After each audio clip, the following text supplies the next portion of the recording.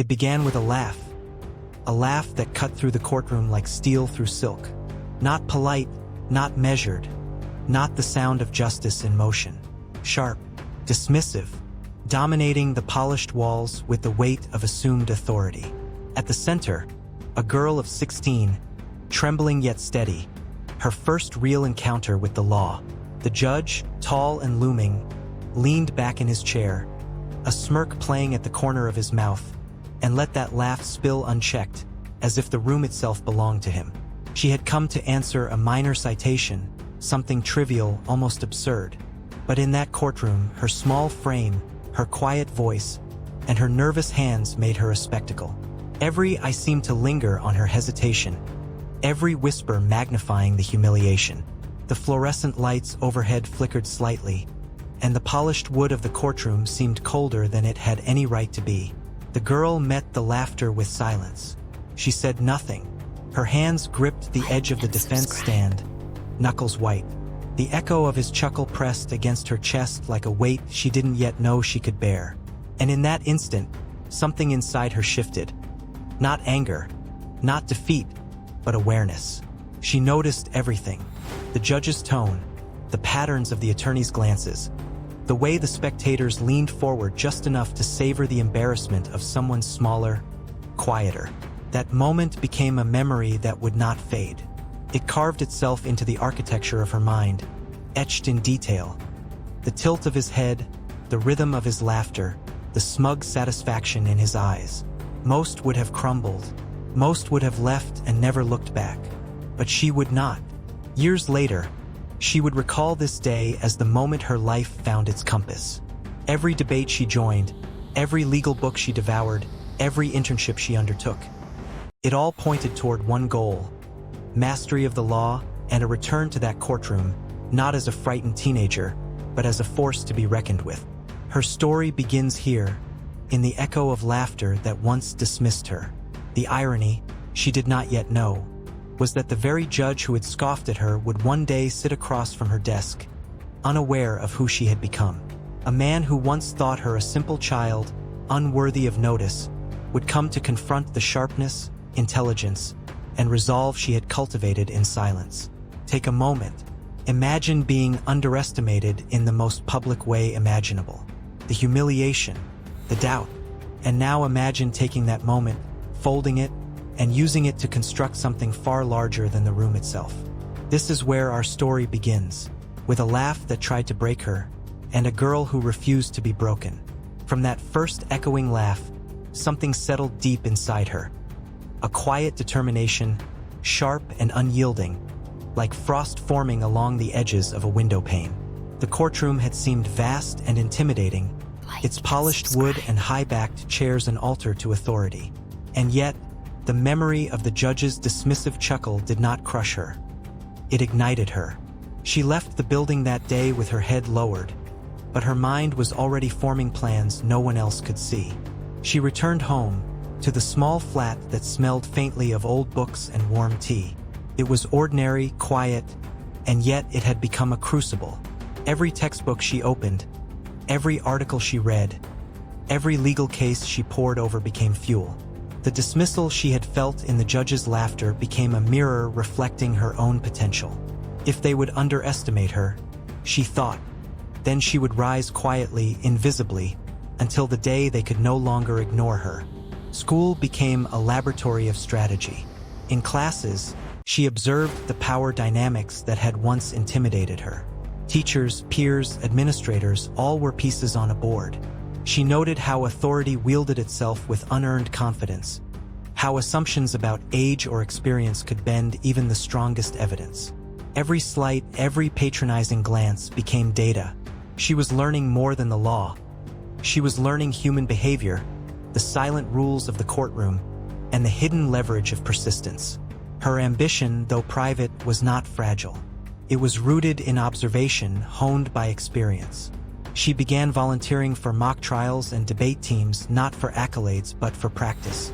Each argument she presented, each cross-examination she staged against classmates, became a rehearsal for the future confrontation she was already envisioning.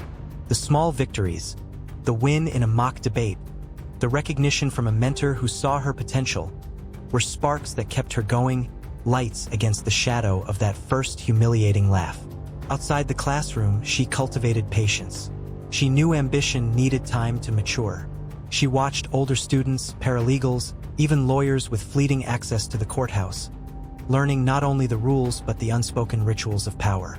She observed how senior figures relied on assumption and habit, how a well-timed argument could tilt a room, and how credibility was built quietly over years, not demanded in a single moment. At home, she wrote it all down in notebooks, a meticulous record of strategy, reflection, and intent.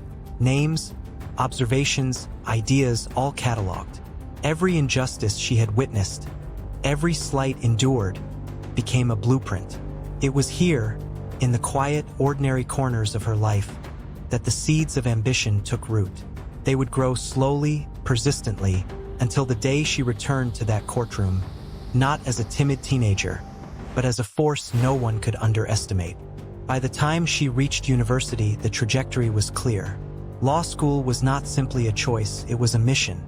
Every lecture she attended, every case she studied, was a step closer to the courtroom where she would reclaim the space that had once belittled her. She was no longer just a girl dismissed by a laugh. She was a strategist, a student of power, quietly preparing to return and rewrite the rules entirely. The seeds planted by a single moment of condescension had blossomed into a lifelong resolve.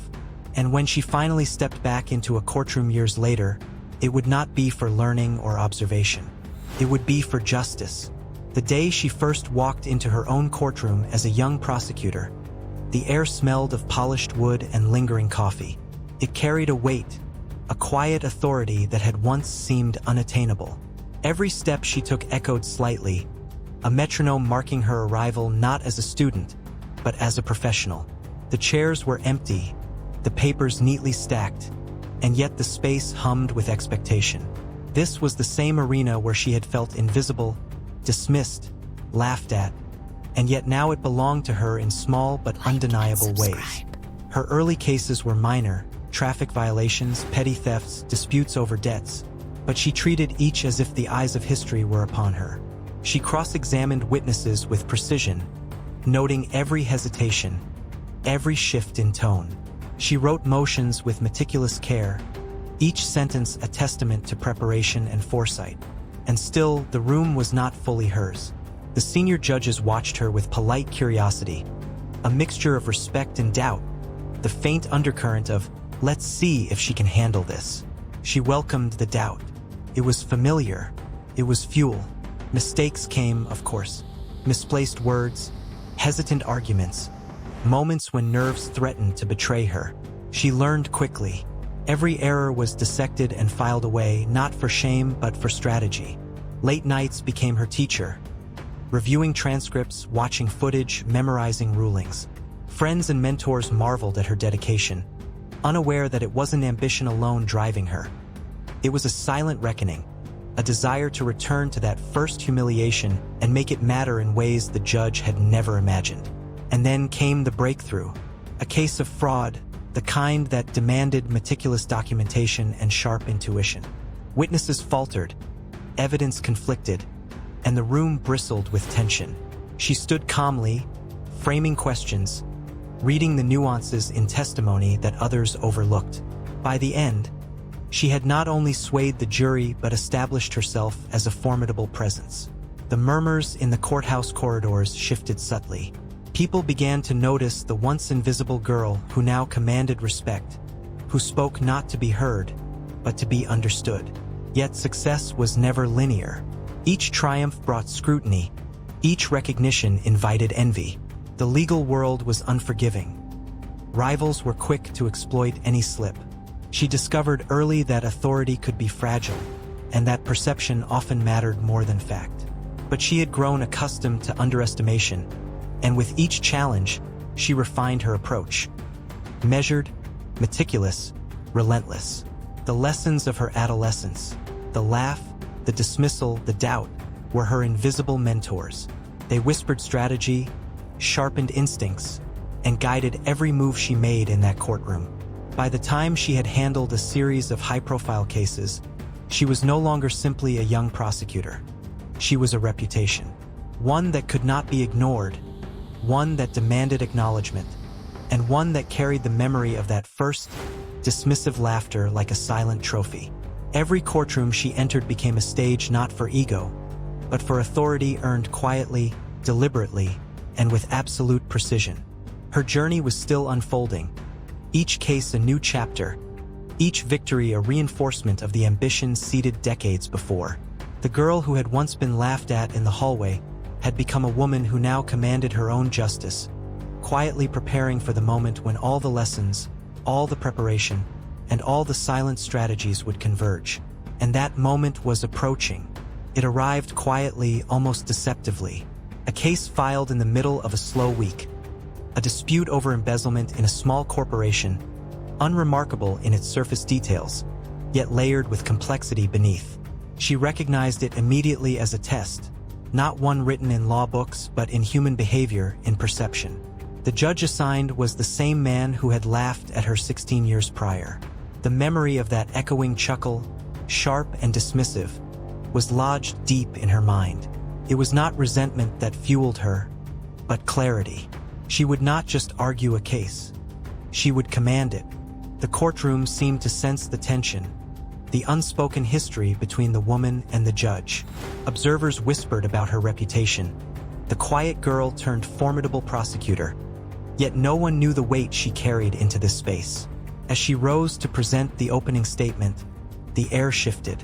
Words flowed with precision, every sentence meticulously framed, every pause intentional. The judge leaned back in his chair, watching initially with casual detachment, but slowly, as the narrative unfolded, the posture of authority he had long assumed began to waver. Evidence was presented, a trail of financial transactions, misleading statements, and a series of internal correspondences. Witnesses were called, hesitant at first, then carefully guided by her questions. She unraveled their accounts with the calmness of someone who had spent a lifetime learning the subtle rhythm of human speech, the cadence of truth versus deception. Each revelation landed deliberately, a pebble in the pond, rippling outward, disturbing the shallow surface and revealing hidden depths. Midway through the proceedings, an engagement moment emerged. She addressed the jury directly, her voice unwavering, her gaze steady. Consider not only what is in these documents, but the intent behind each line, each signature. Justice is not only in the law, but in understanding the story the law seeks to protect.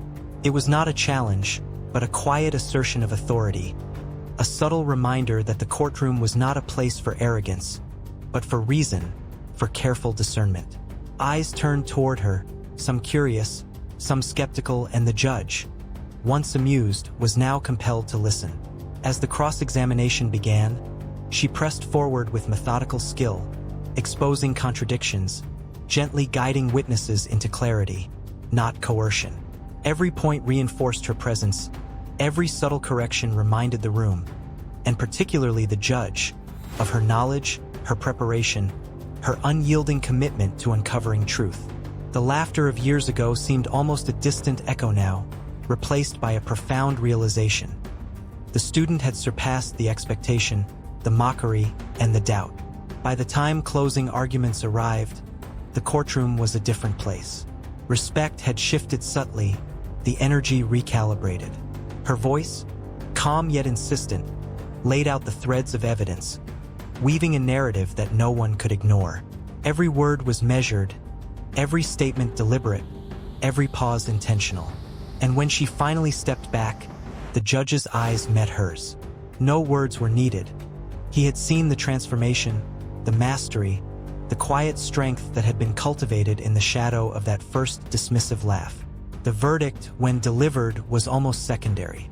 The impact had already been made not just on the case but on the courtroom itself. The girl who had been invisible had arrived fully, commanding attention without arrogance, respect without demand, and authority without theatrics. And the judge, now fully aware of who stood before him, understood the depth of what had been dismissed so many years ago. The defining moment was not merely a win. It was a reckoning, a subtle but profound rewriting of past misjudgments. And though the case closed, its echoes would continue to ripple, shaping the trajectory of her career and the perception of all who witnessed it. The moment arrived quietly, almost imperceptibly, yet its weight was unmistakable. The judge had leaned back in his chair, the habitual air of superiority settling like dust over the courtroom. But something in the room had shifted. The calm, deliberate precision with which she had navigated the case, unraveling lies and exposing truths, had begun to pierce the armor of years. Subtle glances exchanged between jurors and spectators hinted at a realization brewing in real time. And then his eyes met hers. Recognition was not immediate, not dramatic. It was gradual, creeping like the slow spreading of dawn across a dark horizon. A flicker of familiarity, a tiny crease in the corner of his mouth, the narrowing of eyes. He remembered that laugh, the echo that had once dismissed her existence, the sound that had carved her youth into a memory of invisibility.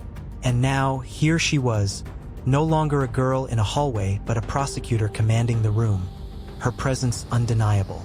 The courtroom seemed to hold its breath. For a heartbeat, silence dominated, then a subtle shift. His posture changed, the casual dominance replaced by a sudden awareness, a recognition of the weight she carried. Every move, every measured question, every deliberate pause had brought them to this collision of past and present. It was a confrontation not born of anger, but of truth. She did not need to speak his name. The courtroom itself understood the significance. The history between them, unspoken yet palpable, hung like a tensioned wire, ready to resonate. She presented the final piece of evidence, a report painstakingly cross-referenced, every detail verified. As she did, her gaze flicked momentarily toward the judge. He shifted, uneasy now, caught between the official duty to the law and the personal acknowledgement of the girl he had underestimated. Spectators leaned forward, unaware of the silent drama unfolding. The courtroom had become a stage for more than legal proceedings. It was a theater of reckoning, a confrontation years in the making. Her voice, calm yet resonant, carried across the room. She outlined the implications, drew the connections, traced the path from deceit to accountability. With each statement, the judge's recognition deepened. He remembered her age, the fragility of her teenage form, the vulnerability that had once been so easily mocked. And he understood, in that quiet, charged moment, the irony of fate. The very person he had dismissed had become an architect of justice in this room, a force commanding respect and authority. The climax of confrontation was subtle, almost invisible to the untrained eye. A small nod, a shift in weight, the tightening of a hand on the bench. These were his acknowledgments. He had seen the transformation, not in words, but in presence, in execution, in the undeniable competence that radiated from her every movement. And in that silent exchange, the past and present collided. The dismissive laugh, once a weapon of authority, now rang hollow against the quiet power of experience, preparation, and perseverance. For her, the confrontation was not about vengeance. It was about closure, about validation, about standing fully in a space that had once dismissed her existence. And as she concluded her final argument, the courtroom absorbed the gravity of the moment. Respect had shifted. Recognition had been earned. The judge could no longer see her as the girl in the hallway.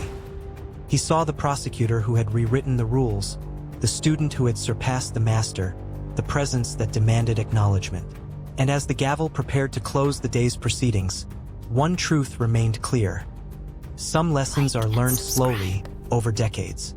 Some reckonings do not arrive with fanfare, but with the quiet inevitability of talent and determination. And in this courtroom, on this day, both the past and the present bore witness to the undeniable force of a young girl who had grown into her power and would never again be underestimated. The courtroom emptied slowly, the echo of footsteps on polished wood stretching like a final exhale. But for those who had witnessed the day's proceedings, the story did not end when the gavel fell. Outside, the hallways hummed with the routine of the courthouse. Papers shuffled, clerks typed, doors opened and closed, But beneath the ordinary cadence, an extraordinary truth lingered. One woman had turned a lifetime of dismissal into a stage for achievement. The ripple of her triumph extended beyond the immediate victory. It had reshaped the perceptions of everyone who had once underestimated her. The judge lingered, his hands resting lightly on the bench, his mind replaying the laughter that had echoed all those years ago.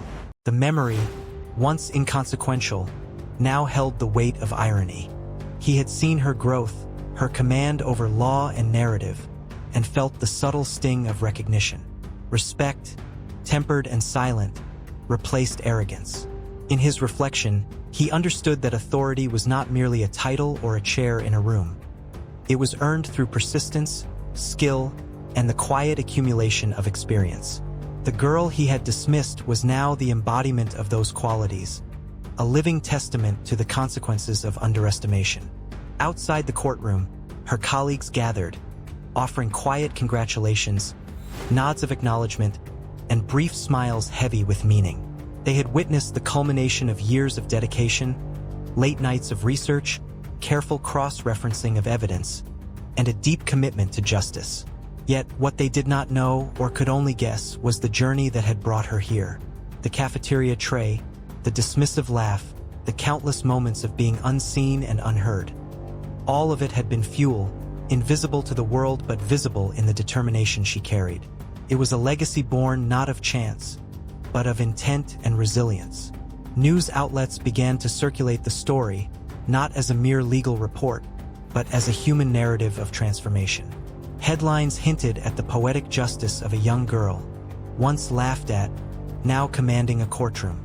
Social media buzzed with clips, each showing the subtle yet profound confrontation, the moments of recognition that had left the judge momentarily unmoored. And within these snapshots, audiences saw more than the procedural success. They saw an allegory of perseverance, a quiet rebellion against dismissal, and the power of believing in oneself even when no one else would. The woman herself reflected quietly in the aftermath. Triumph, she knew, was not measured solely in verdicts or accolades. It was in the quiet validation of existence, in reclaiming spaces where she had once been invisible, and in ensuring that future generations, especially those who might be overlooked or underestimated, could see a path forward. Her journey was a testament that respect must be earned and given, that power can be gentle yet unyielding, and that one act of recognition, however small, can ignite a lifelong fire. For the judge, the aftermath carried lessons beyond the legal text. He returned to his chambers, thoughtful, tempered, and undeniably changed. In the silent spaces of reflection, he realized that authority is a dialogue, not a monologue, that mentorship is a responsibility, and that the world sometimes waits decades to remind us who truly deserves to be seen. His laugh, once sharp and dismissive, now echoed in memory not as dominance, but as a reminder that underestimation can always be repaid, not with vengeance, but with excellence. The legacy extended further than the courtroom. Colleagues, students, and the broader legal community would remember this day as a turning point, a lesson in patience, determination, and the quiet strength of those underestimated. And for the woman, it was confirmation that even the smallest acts of attention and belief, like a kind glance, a word of encouragement, or an acknowledgement of presence, can create a chain reaction that reshapes lives.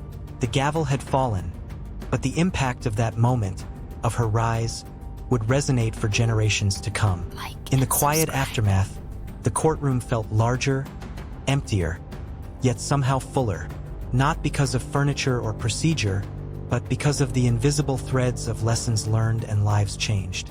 One teenage girl, laughed at and overlooked, had carried a lifetime of subtle defiance and unwavering persistence into this room. The story was no longer just about a courtroom or a legal battle. It was about resilience, opportunity, and the profound consequences of attention or the lack of it. Her journey is a reminder that every individual has potential that is not always immediately visible. To underestimate someone, to dismiss them with a laugh or a shrug, is to risk underappreciating what they may one day accomplish. That dismissive chuckle from years ago, echoing across the county hall, had been a challenge she did not hear as derision, it became fuel.